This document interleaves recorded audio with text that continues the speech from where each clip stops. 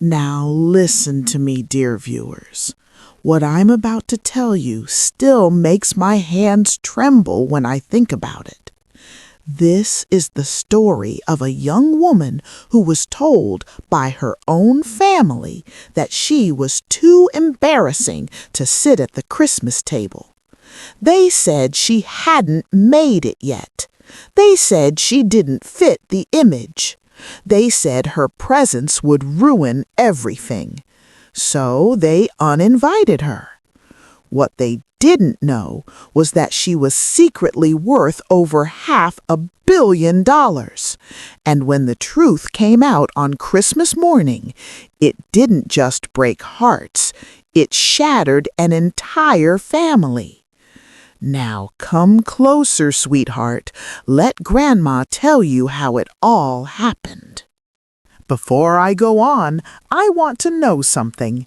Tell Grandma in the comments, where are you watching this video from? A big city? A small town? Another country entirely? I read those comments, you know. Now, let me begin properly.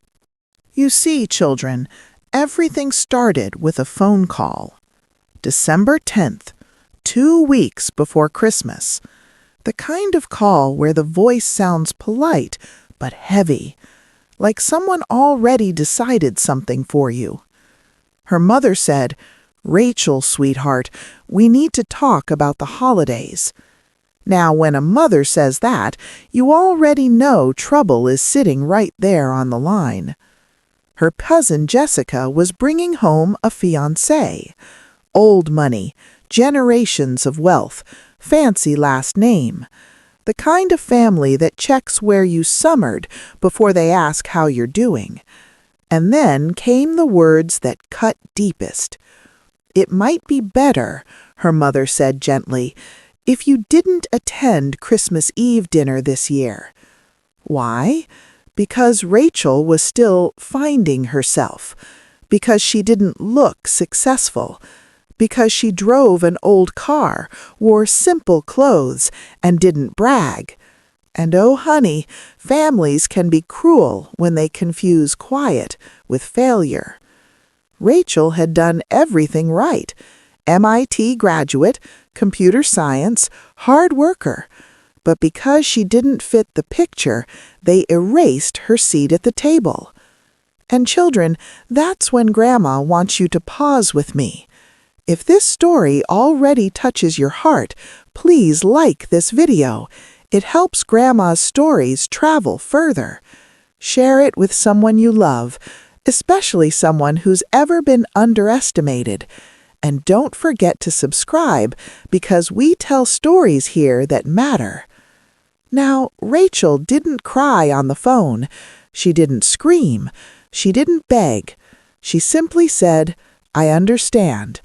And when the call ended, she made a decision that would change everything. Now listen carefully, dear, because this is where families make their biggest mistake. They assume instead of asking.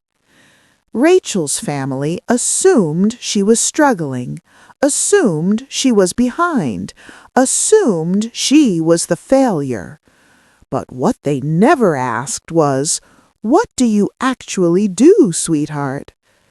What they didn't know was that Rachel had helped build a company from nothing, a cybersecurity company. Started in a basement, fueled by sleepless nights and cold coffee.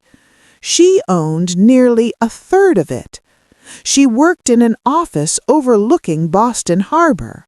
She led teams, protected data, saved companies from disaster. But she kept quiet. Not because she was ashamed, because she wanted to know something. Would they love her if she had nothing to offer? Year after year, they made their answer clear. They talked over her, ignored her achievements, forgot to include her. And still she stayed quiet. Oh, children, sometimes silence isn't weakness. Sometimes it's observation. And Rachel was watching. For 8 long years, Rachel lived 2 lives. One life was simple, a modest apartment, old car, quiet dinners. The other life?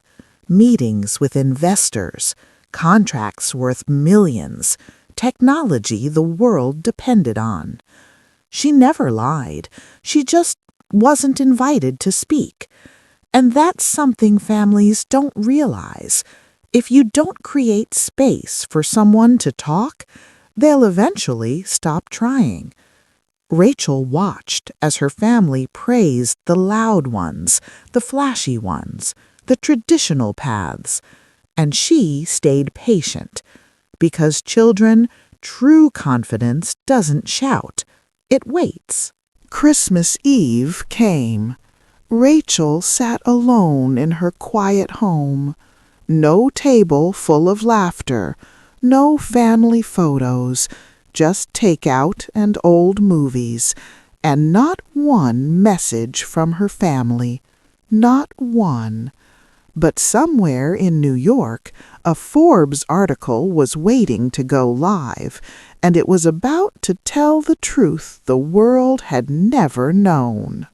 At 6 a.m. Christmas morning, the internet exploded. Forbes published the story, The Secret Billionaire, and oh my goodness, the world gasped. Phones rang, messages poured in, and by mid-morning, her family was standing at her door. The same people who said she didn't belong, now suddenly they wanted answers. They asked why she hid it, why she didn't tell them.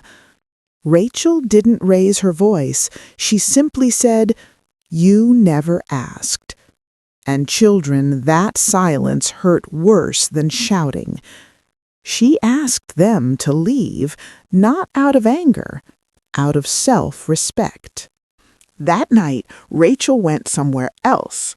A grand hall, a charity gala, a room full of people who valued builders, not appearances. And for the first time, she didn't shrink. She stood tall. Months later, her company went public. $1 billion valuation. The bell rang, applause echoed. Her family wasn't there, and that told her everything she needed to know. Now come here, sweetheart. Let Grandma tell you the truth. Sometimes the people who doubt you the most are the ones who should have protected you. And sometimes success isn't about proving them wrong. It's about finally believing yourself. If this story touched your heart, like this video. Share it with someone who needs courage. Subscribe because Grandma has many more stories to tell. And remember this, dear. The people who dismiss you while you're building are rarely the ones you want cheering when you succeed. Sleep well and be kind to yourself.